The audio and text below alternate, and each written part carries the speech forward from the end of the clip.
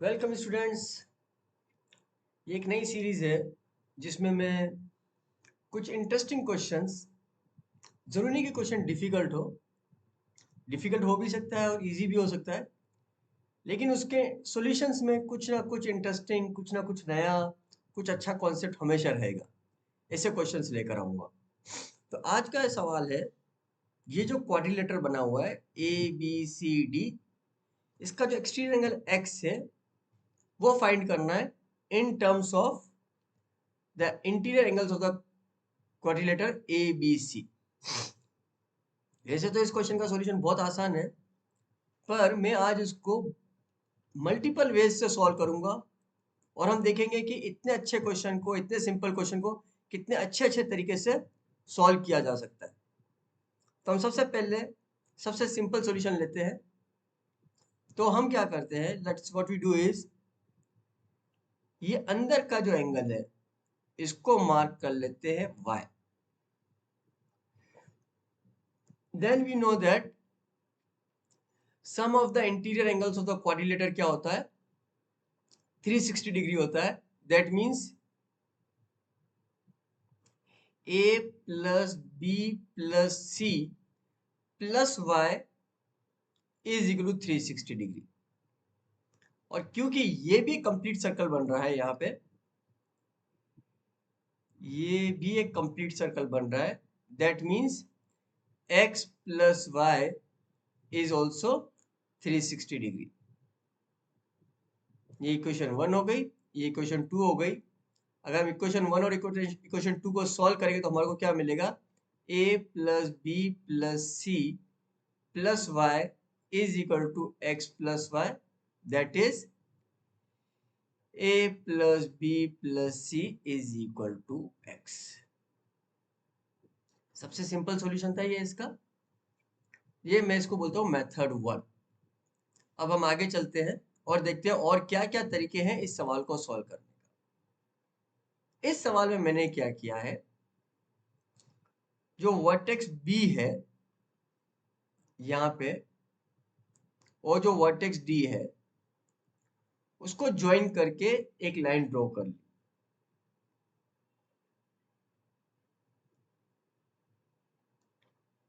अगर मैं इस एंगल को अगर B1 मार्क कर देता हूं और इस एंगल को B2 मार्क कर लेता हूं, then we know that B is equal to B1 plus B2। B is equal to B1 plus B2। Now let's see what we see is triangle BCD। Triangle BCD में this angle is the exterior angle and we know that the exterior angle, अगर मैं इसको x1 बोल दूं, then exterior angle is the sum of the two opposite interior angles. So x1 क्या हो जाएगा, x1 is equal to b1 plus c। उसी तरह से अगर हम ट्राइंगल BAD को देखेंगे, BAD को देखेंगे तो अगर मैं इस एंगल को x2 बोलता हूं तो x2 इस ट्राइंगल का एक्सटीरियर एंगल हो जाएगा and x2 is equal to B2 plus A. ये मेरी इक्वेशन 1 हो गई है, ये इक्वेशन 1 है, ये इक्वेशन 2 है और ये इक्वेशन 3 है।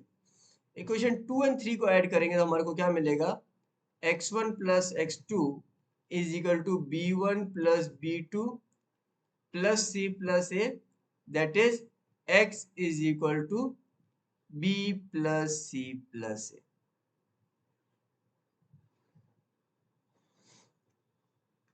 Okay, so this was one method. Second method जिससे मैंने इस सवाल को सॉल्व किया, लेट्स लुक। ये मतलब अब हम आ रहे हैं कि हम अलग अलग तरीके से क्या क्या कंस्ट्रक्शंस कर सकते हैं सवाल को सॉल्व करने के लिए। ज्योमेट्री में जब भी कोई डिफिकल्ट सवाल करेंगे, बेसिकली वही होगा कि आपको एक अच्छा कंस्ट्रक्शन आइडेंटिफाई करना पड़ेगा और फिर ही आगे जाके प्रॉब्लम को सॉल्व होगा। अब हम यहाँ पे आ गए। इसमें मैंने क्या किया है, जो CD लाइन थी उसको एक्सटेंड करके यहाँ पे कंस्ट्रक्शन कर लिया है। अगर मैं इस पॉइंट को ई बोल देता हूं,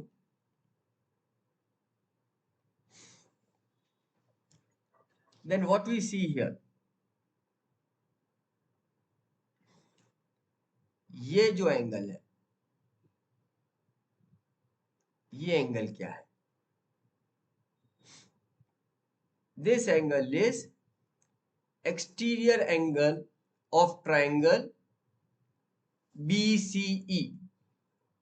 तो ये जो एंगल है exterior angle of triangle BCE, तो exterior angle is the sum of the two opposite interior angles, तो ये हो गया B प्लस C।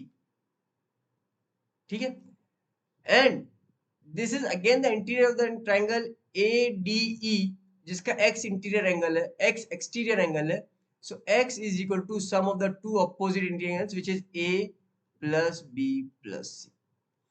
सो यहाँ पे जो हमने यूज किया कि ये जो B प्लस C एंगल बनाया है कंस्ट्रक्शन के बाद, this angle is exterior angle for the triangle BCE as well as interior angle for the triangle ADE, और वहीं से हमने इसको यूज किया। सो this was the third method. Next method देखते हैं, फोर्थ मेथड क्या हो सकता है इसको सॉल्व करने का। तो इस बार लाइन AD को एक्सटेंड कर लिया, लेट से AD को एक्सटेंड कर लिया और इस पॉइंट पे जहां पे मिल रहा है इस पॉइंट को F बोल दिया।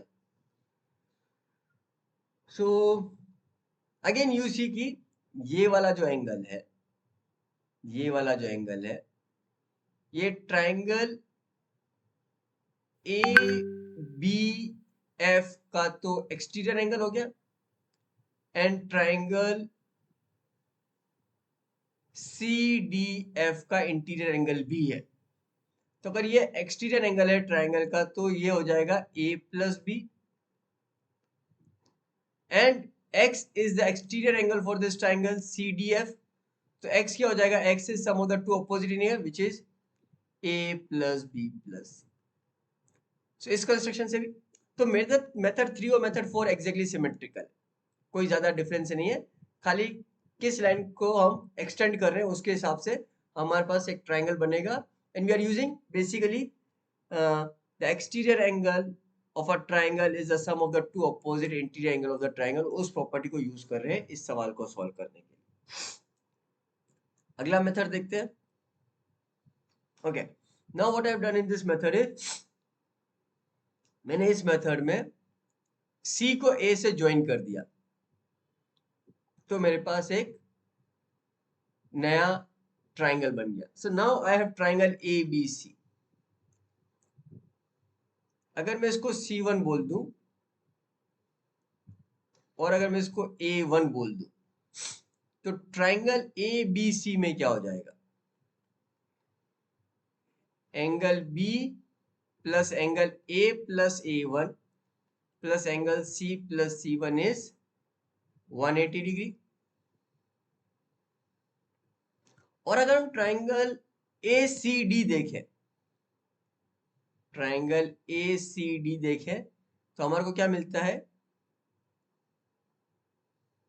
X plus A1 plus C1 is equal to 180 degree. दो इक्वेशन मिल गई, इन दोनों को सॉल्व करते तो हमारे को क्या मिलता है, B plus A plus C plus A1 plus C1 is equal to X plus A1 plus C। A1 C1 से A1 C1 कट जाएगा और हमारे को वापस से मिल गया A plus B plus C is equal to X। तो ये फिफ्थ मेथड था जिससे हमने इस प्रॉब्लम को सॉल्व किया। कुछ और भी ट्राई करते हैं। कुछ और कंस्ट्रक्शन करते हैं। सो बेसिकली जितने कंस्ट्रक्शंस पॉसिबल उतने करने की कोशिश कर रहे हैं और देख रहे हैं कि कितने तरीके से हम इसको आंसर को ला सकते हैं। ओके, यहाँ पे मैं क्या करता हूँ, एक लाइन बनाता हूँ जो BC के पैरेलल है। सपोज कर लो ये लाइन बना ली जो BC के पैरेलल है, और इस लाइन को जो है मैं, इस लाइन को मैंने यहाँ पे प्लेस कर दिया। रिमेंबर ये लाइन किसके पैरेलल है, BC के पैरेलल है। और ऐसे ही लाइन अपन एक बना देते हैं जो AB के पैरेलल है।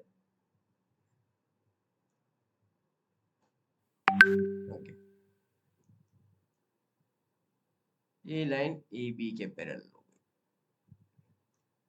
ओके, तो अगर मैं इसको नंबरिंग करूँ तो ये तो पॉइंट अपना ऑलरेडी डी है ही है, ये तो डी है। अगर इसको अपन ई बोल देते हैं और इसको अपन एफ बोल देते हैं, then D E is parallel to B C. तो व्हाट वी गेट इज, अगर ये लाइन और ये लाइन पैरेलल है, then these two angles are alternate interior angles। तो इसका मतलब ये एंगल क्या हो गया, ये एंगल सी हो गया। Similarly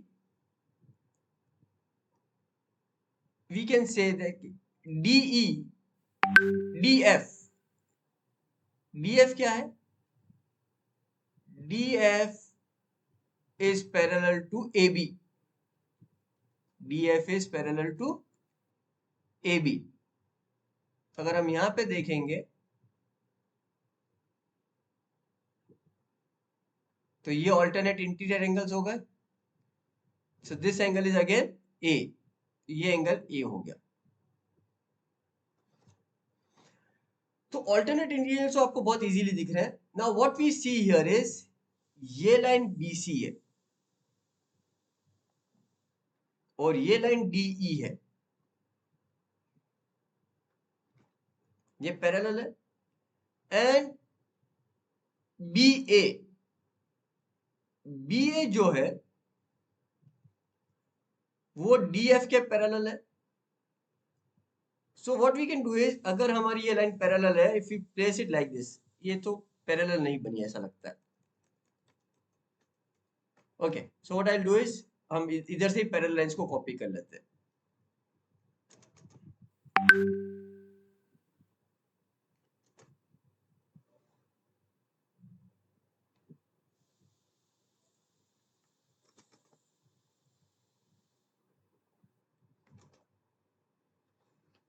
so what I am trying to say is, अगर ये ऐसे पैरेलल लाइंस है, then these angles are actually the corresponding angles। corresponding angles क्या होता है, अगर दो लाइन पैरेलल होती है और अगर ये ट्रांसवर्सल लाइन है, then this angle and this angle are equal।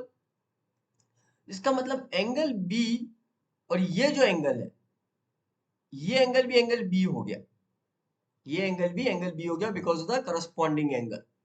So what we see here is angle X is equal to A plus B plus C, and this is one of the most interesting method because इधर मैंने alternate angles, alternate interior angles और corresponding angles के concept को use किया है। यहाँ पे हम लोग parallel lines बना के alternate interior angles identify कर रहे हैं। And the best thing is you are able to identify कि अगर ये line इस line के parallel है और ये line, ये वाली लाइन इस लाइन के पैरेलल है, तो ये जो एंगल हमने बनाए हैं ये दोनों करस्पॉन्डिंग एंगल्स हो जाते हैं और ये इक्वल हो जाते हैं। This one of the most interesting thing we have done in this method. ठीक है, ऐसा एक सिमेट्रिक कंस्ट्रक्शन और दिख रहा है अपने को, तो अपन उसको भी करने की कोशिश करते हैं। तो एक मेथड और यूज करते हैं। सो जैसे पिछली बार BC के पैरेलल लाइन बनाई थी, इस बार अगर अपन CD के पैरेलल लाइन बनाते ये वाली, ओके, और फिर मैं इसी लाइन को मूव कर लेता हूँ वापस जैसे पिछली बार मूव किया था मैंने, यहाँ पे मूव कर दिया और उसी तरह से एक लाइन ये भी बना दी यहाँ पे AD के पैरेलल।